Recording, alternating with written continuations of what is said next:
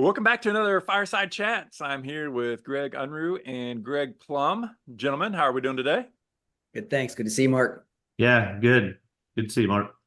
Good to see you, gents, as well. Hey, let's jump into another one of these Fireside Chats. And actually, just yesterday, one of our new clients, we had a demo for a PRM with them, and they had made the comment of the quick start program that we utilize with some clients that are ready to get up, ready to get going with their program, get some revenue in the door, of how the first two steps of that was really eye-opening for them, kind of an epiphany. I know that partnering a lot of times can seem really complex, convoluted. How do we do this black box thing? So that's why we wanted to break it down and make it really simple. And so we've actually developed a 4-step process that we've implemented with clients, and it's been super fun to do. So let's step through that and make sure let's get an opportunity out there to share it with folks and see what they think. But step one, and we've certainly heard this many a times over, but it's about getting really clear who your ICP is, your ideal customer persona. Who are you going after? And really mapping that out. Greg, I know that you're doing work with a new client as well and going through this process. Step us through that. What does that mean, and how do you tackle that as a partnering professional or as a founder?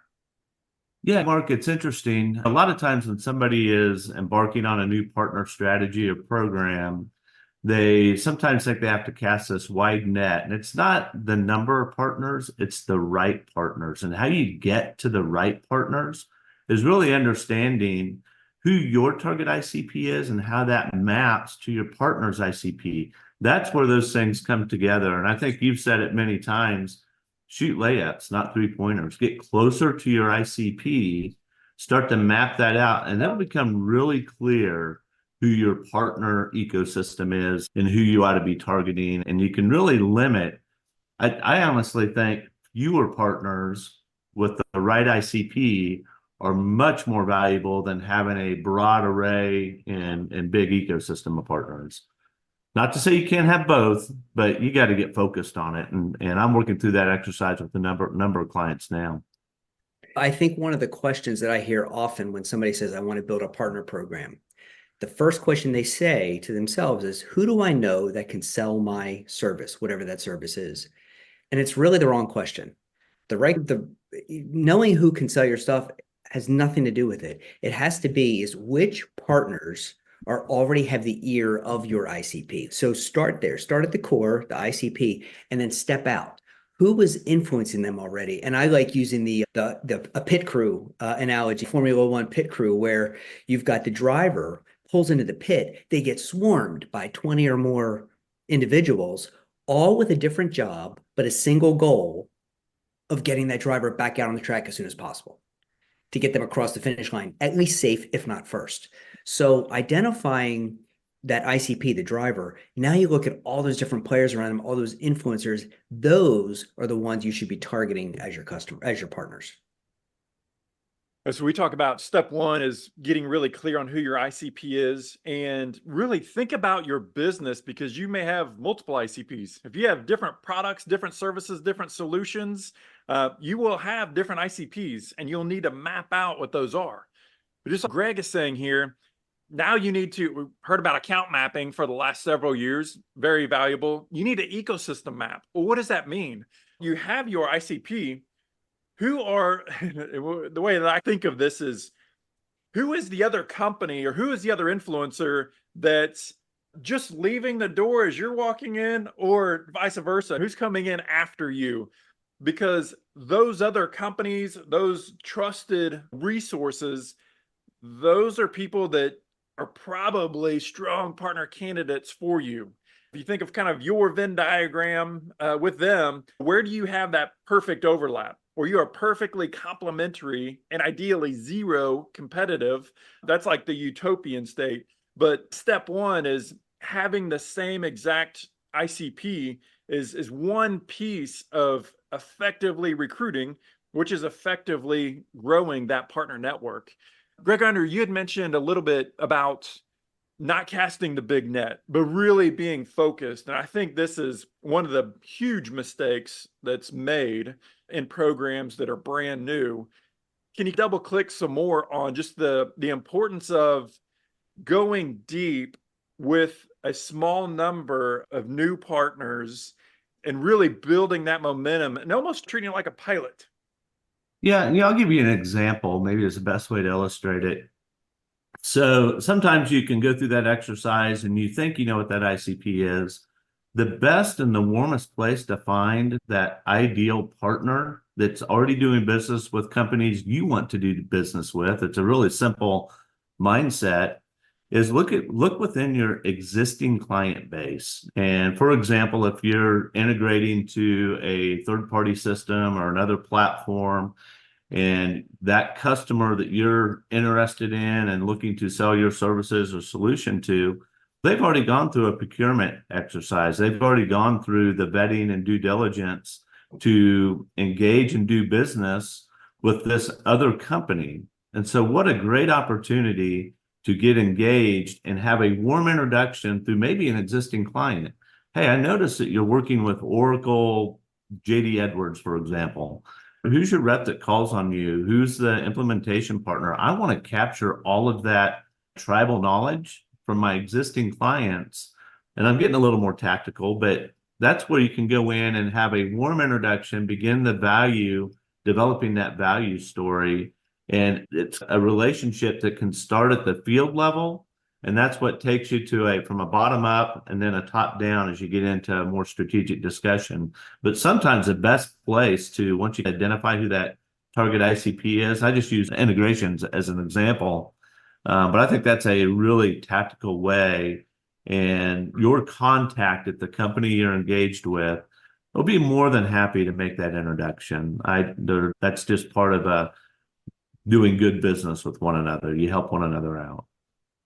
Greg, Plum, we talk a lot about the importance of alignment and the strategic alignment and the financial alignment of being able to work well with those partner candidates. And then we sign the contract, they become partners. Now we start working together. Love to have you just share some of your thoughts, leaning back on your experience of just the importance of really being disciplined and digging deep on the front end to ensure that we are in fact partnering with the companies that's going to help us be successful, and we in turn can make them be successful. Sure. I'll start off by sharing a fail, because I think we learn more from our failures than our successes. And I have a pretty clear one. I was presenting for a client, a SaaS offering in the Salesforce ecosystem in front of a partner, good size integrator, and talk about features and benefits and how the service can help them help their customers. And when we got to compensation, I was really excited to share we had an aggressive compensation package. It was recurring. It was a healthy percentage. To me, that would be a motivating factor. Come to find out at the end of that session, the folks in that room are not compensated. None of that would pass through to them. So clearly, that's not going to be motivating to them. My miss in that particular situation was very basic. How do they make money? You have to know how your partner makes money. Otherwise, you could be speaking Greek to them. And in that particular case, I was. And it was a miss. So that was a mistake I have not made since, nor will I ever make again. Know how your partner is compensated. And when you're building a program, make sure you compensate them in a fashion that breeds the behavior that you want out of that partner. Does that make sense? That makes total sense, man. Whenever we're chatting, working with different professionals, I say exactly what you said, and that is, don't assume that every other company sees value in the way that you see it. Some people, maybe they do want the commission, but maybe they're more interested, and this is certainly what I've found, they're more interested in selling their widget than they are getting a commission from you, if that's the lay of your relationship. But ask the questions to understand their business from their lens. How do they see value? And don't assume that what they see in value. 100%. Greg, that was so important. I've actually come across companies that by policy cannot receive commissions. And sometimes we think that's the trigger, the value point, because we're only looking through our lens, only to find out that That's not the interest. That's not the value of the partnership. So really important point. That's a great point, because like literally this deal that I'm helping a client put together, that's the exact case. If the partner were to accept a revenue share or accept a commission, then there'd be a conflict of interest in this particular situation. What do they want to do? They want to pass the savings to the customer. So that ends up obviously helping the customer. It ends up helping the partner because that's more value that they're providing to their customer. To your point, Greg, that you mentioned, understand the value that they're after and what is that in their language. And we had to adjust the term sheet, had to adjust the agreement, and more importantly, speak to them in that language, because now we had a follow-up conversation with the founder of the partner that we're going after. And it was critical being able to speak in their language whenever we were having that conversation, because it is pretty taboo to be talking about them receiving commissions or rev shares. That really would have put us in a bad light if we had done that. Man, what a great point.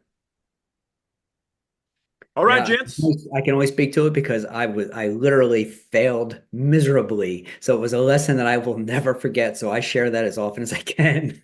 Like you said, man, we certainly learn more from our failures than we do our successes, man. There is no doubt. Yeah.